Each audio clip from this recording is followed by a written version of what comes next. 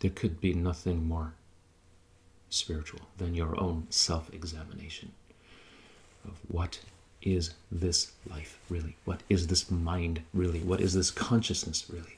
What is reality itself?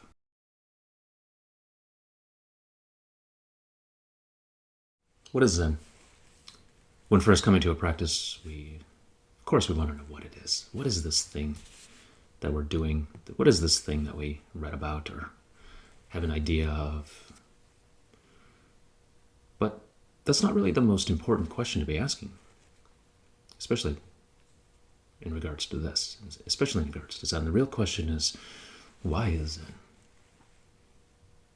What is the point of it? Why does Zen exist? What does it do? And really what we're asking is, how do I relate to it? I can know a what of something, and that can be interesting, but I'll quickly forget. But if I know the why, if I know the why of something, then I can connect to it. I can understand.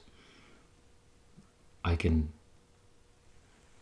see, is this something that resonates with me or not? So the why of Zen, Zen of course being a particular approach to Buddhism, a particular school, a particular practice method that is very clear and direct.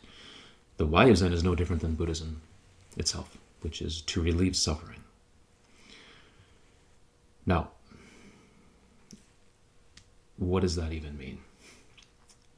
Because we have all kinds of different ways that we could say that we suffer. I mean, suffer is a kind of a big word. And when we use big words, we're at risk of not understanding or overstating or getting a little confused about what does that really mean? Is that a grandiose statement? Is that a translation error? How do I relate to something called suffering? So we look at around our lives and we can see all of the different ways that life is, when you stop and think about it, a little bit uncomfortable. We've got a million different annoyances throughout the day. We have to go to a job and deal with coworkers we don't like. We have family members that are challenging. We forget our car keys. We have to clean the house. We have all kinds of different things that we chafe at, which is a pretty run-of-the-mill, standard human experience. So that can't be what we're talking about. Something as simple and mundane can't be really what we're talking about here. So the kind of suffering that we're talking about is something far more profound. It is a deep existential suffering. The deeper questions of, who am I? What is this? What is this reality itself? What is this life itself? What is any of this? That's the kind of suffering that we're talking about. It is a uncertainty in life where we can think that we know. We have a name. We have a label that we call ourselves. If somebody says our name, we answer. But we know that, of course, we're not a label. A label can't capture all of my experience.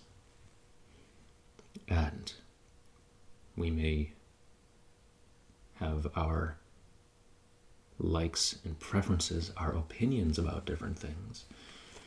But that changes from one moment to the next.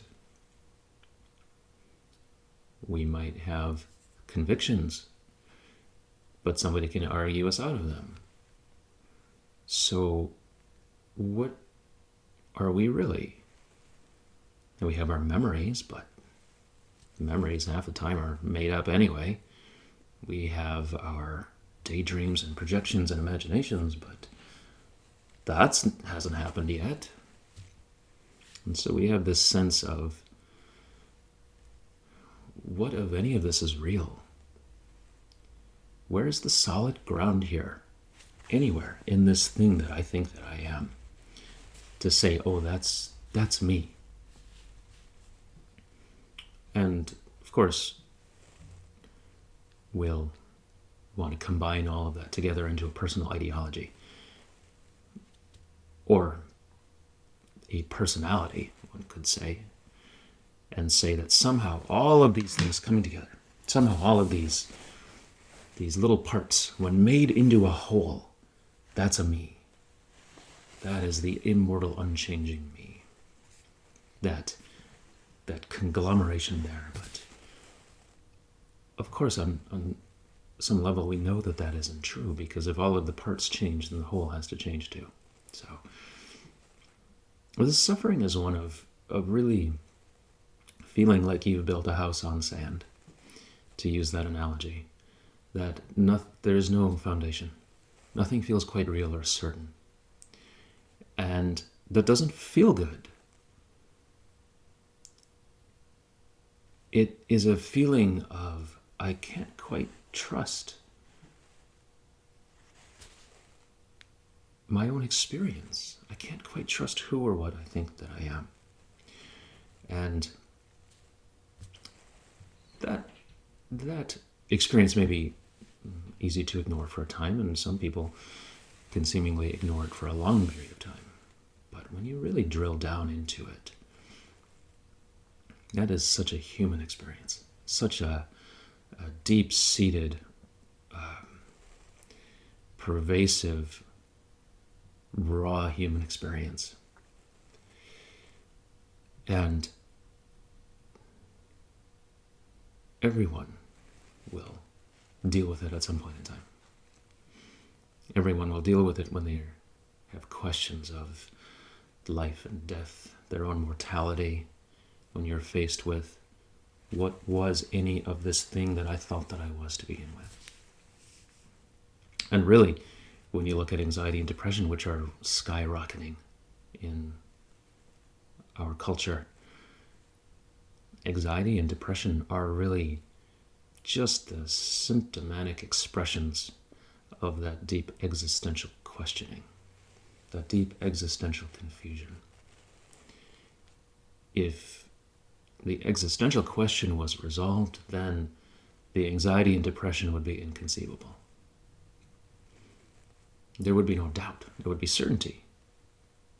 And by that same token, you can look at all of the frustrations that happen in your life, all of the things that bother you, all of the things that upset, all of the feelings of loss as well. Those things wouldn't bother you either if the existential question was resolved. So, while we may say that the mundane aggravations of life are not really a deeply spiritual question, nonetheless they do point to it, because they're all symptoms.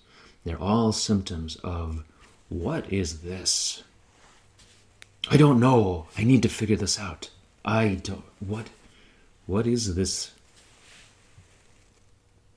life? What is this experience? Who am I? What is the meaning of all of this? So, that is the kind of suffering that we're talking about, a deeply spiritual suffering. And in modern times, it's not so popular to say something is spiritual, especially in Buddhism, where it's become so heavily psychologized. It's not popular to say that this is a spiritual path. This is a spiritual suffering. This is a spiritual path addressing a spiritual suffering. Therefore, this is a deeply spiritual practice. But it is. It absolutely is. There could be nothing more spiritual than your own self-examination of, what is this life really? What is this mind really? What is this consciousness really? What is reality itself. So, when we approach Zen and we ask, what is it? This is what it is. This is the why. The why is to figure this out. The why is to look at one's life and say, am I who I think I am? Am I the story I tell myself? Or is there more? What is deeper than all of the thoughts, opinions, judgments, memories, projections, trauma, personal mythology, personal ideology? What is deeper than all of that? What is the me that is deeper than all of those entirely superficial things? That is the question itself. And the resolution of that question is the resolution of that suffering. So that's the why of Zen. It's the why of Buddhism, to relieve suffering. To relieve suffering through experiential self-knowledge. And so then Zen is a particular path. It's a particular practice methodology to get you that self-knowledge. Clear and direct self-knowledge. Not what you think about it. Not what you feel about it. Not what you project about it. None of that. Nothing arising in this thing that we call a mind, in this thing that we call consciousness, in this thing that we call awareness. None of the story, none of the content of mind. Another way of saying this is that disregarding the content of mind, what is the mind itself? That's what this practice path is. That's what Zen is the methodology to get you that experience of who you actually are. So, if you want to know what Zen is entirely the path of relieving suffering. And how we go about doing that then is addressed by the how and the what.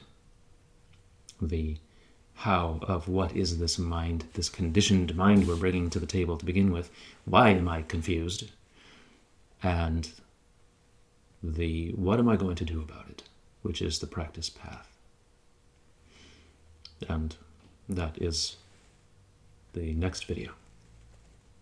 So if you find any of this interesting, if you're curious about Zen Buddhisms and perspectives and practice path, then I appreciate you finding this channel, and please like and subscribe and pass it on to anybody that you think might benefit.